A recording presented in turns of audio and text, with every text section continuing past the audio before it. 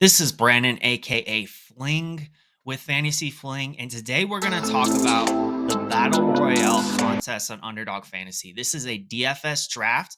It's a large field tournament on Underdog Fantasy, and I looked at all the 2023 winners. We're going to take a look at what won and how to attack this contest in 2024.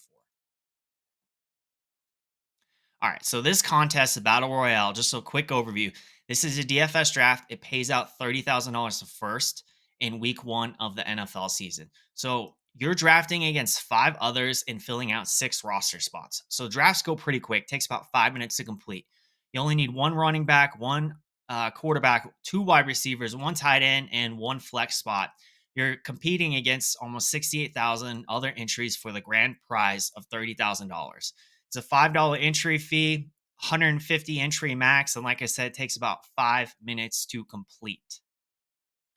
So, some of the trends that I looked at when looking at the winners in 2023 is stacking. So, we're going to get into that. Now, for those who don't know what stacking is, when you stack, you are planning for, you're correlating for high end outcome to have to predict less things right. So, for example, you could see here, like I said, there's six roster spots. This is a six leg parlay essentially. Now, if you have Hertz and Goddard like this lineup did, now you're putting two of those pieces together. So you really have to only hit four other legs of your parlay in that scenario.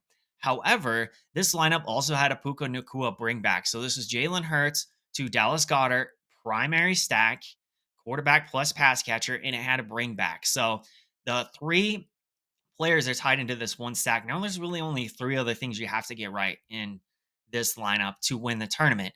Much more likely to happen for you to win that tournament if you have less things you're trying to predict. So that is essentially why we stack.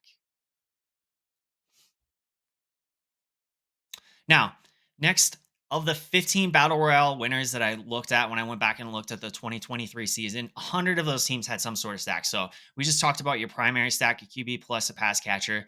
That was the one that hit the most time, 80%, but 100% of those teams did have some sort of stack. Now, of the 15 winners that I did look at, 40% of those also had a secondary stack. So if you were unable to get the quarterback plus his pass catcher, getting a secondary stack is essential. It hit, half as much, but again, 100% of the teams had some sort of correlation in their lineup. So, hey, maybe you don't get Jalen Hurts and Dallas Goddard, but you're able to get AJ Brown, and you come back and you get Dallas Goddard later. Or maybe in this lineup, for example, you had Tyreek Hill. You also got Raheem Mostert later. So that would be a secondary stack. Now, next thing we're going to look at is roster construction, how it has an impact. So, half PPR on underdog. What that means is you get a half point per perception. So, a lot of times we call this a PPR scam, like in on sites like DraftKings, for example.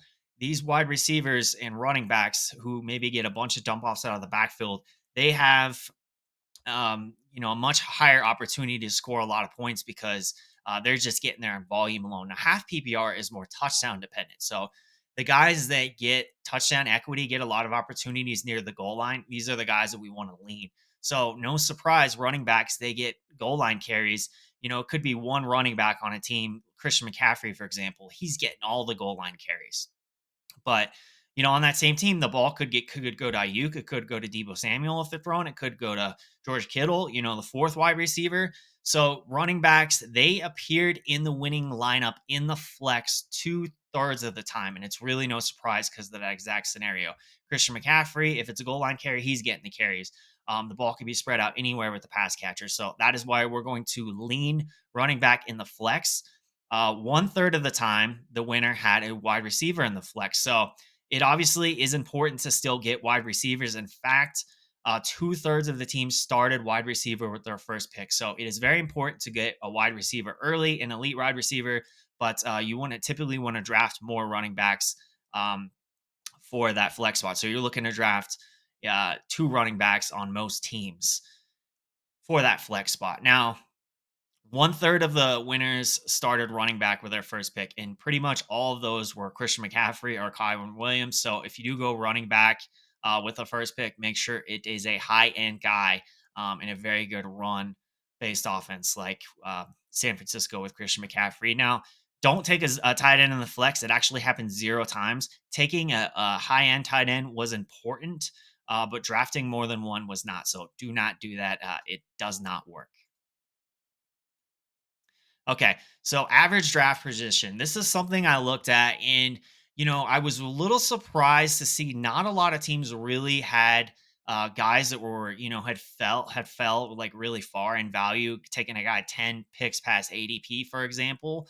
So it's not something I would chase. Obviously, if you see Brees Hall, fall 8 spots past ADP. You love the value. Yeah, go ahead and scoop him up. But what I did find that was most important with in regard to average draft position is going and getting your guys. For example, week 4, for example, you can see right here, Justin Fields and DJ Moore. Both of these players, they were actually taken back to back in the draft to complete the stack, and they were both taken 10 spots above ADP. And this stack was the one that won 30K. So one of the things I noticed was a lot of winning lineups went out and got their guys earlier before ADP. Play like you think a slate's going to go a certain way and be willing to reach on players because it's one specific slate, and that's how you do that. That's how you win. So specifically with quarterbacks and stacking, that was something that I saw a lot guys going and getting their guys. Go ahead and get those stacks. Okay. So drafting early in the week versus drafting late. This is something that I really thought about. For those who play DFS, you've been playing fantasy football for a while, whatever it may be, you probably consume a lot of content throughout the week. So you're going to listen to podcasts. You're going to see your favorite content creator tell you who the best plays are. You're going to look at projections. You're going to look at matchups. You're going to read the injury report. Oh, Tyreek Hill's going to be out this week. Jalen Waddle's a great value, right? So we want to cram Jalen Waddle and that sort of thing. I do think that there is some strategy in getting some drafts in before all the content. Like if you really follow this really well and you can hop in as soon as the slate drops and get some drafts in before the content comes out, I think there's an edge to that. Definitely something I would mix in part of my portfolio before the rest of the field is really informed. There is obviously considerable risk to that. You may draft a guy who gets ruled out via injury, so um, that's or some guy may get benched for whatever reason or trade. There is some risk to that, but I think overall it's something you want to incorporate in your drafts. All right. Now, drafting based on projections. This is something that I think is really important.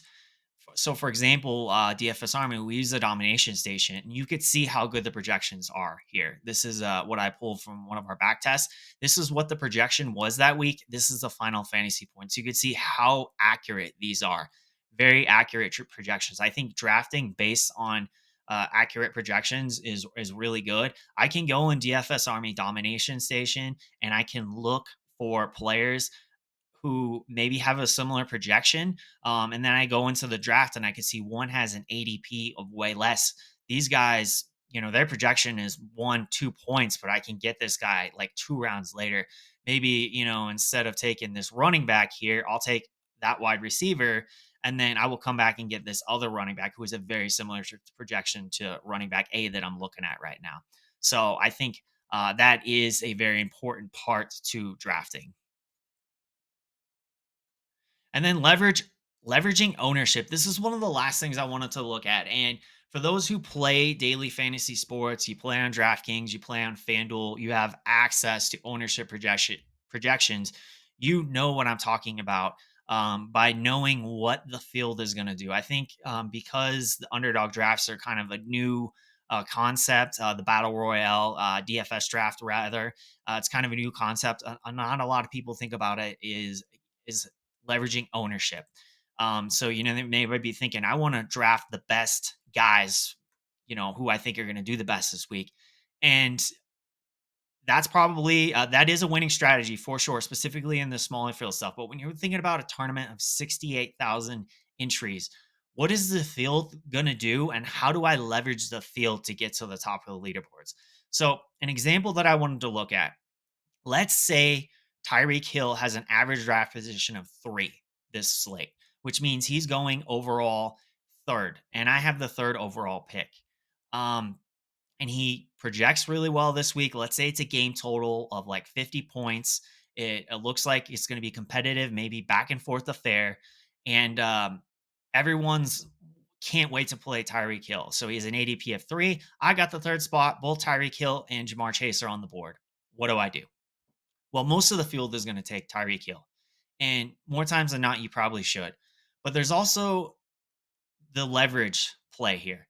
I can take Jamar Chase. Maybe Jamar Chase also has a very good matchup this week. And he's projected very similar to Tyreek Hill. In fact, his ownership, it's less, but it's probably not going to be way less. So in this spot, I take Jamar Chase. Now, the idea here is I'm going to get Jalen Waddle later as the direct leverage off of Tyreek Hill because I do believe in that game environment. I think it could shoot out. In fact, I'm going to get a lot of pieces from that game if I can. Maybe I want to get some players on the other side.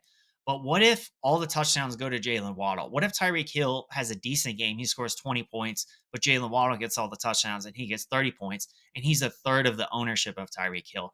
That's leveraging ownership. That's direct leverage. I think that's how you want to think about how you want to draft. Um, tying it all together, you obviously want to plan your stacks. You want to look for leveraging ownership spots. Where can I get leverage? And of course, you want to trust the projections.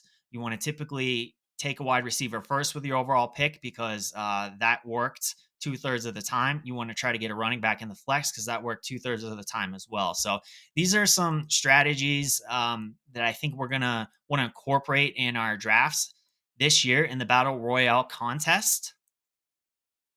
And if you've never played in the Battle Royale contest, use my code. If you've never played on Underdog Fantasy, use my code Fantasy Football Fling for 100% deposit match up to $250. It's a great contest. I think because it's a newer contest, there's a lot of edge to be had in this. And I'm actually going to be covering content all season long. So make sure you're subscribed to the channel to watch the Battle Royale strategy that I'm going to be dropping each and every week on this channel. So thank you. Best of luck this season.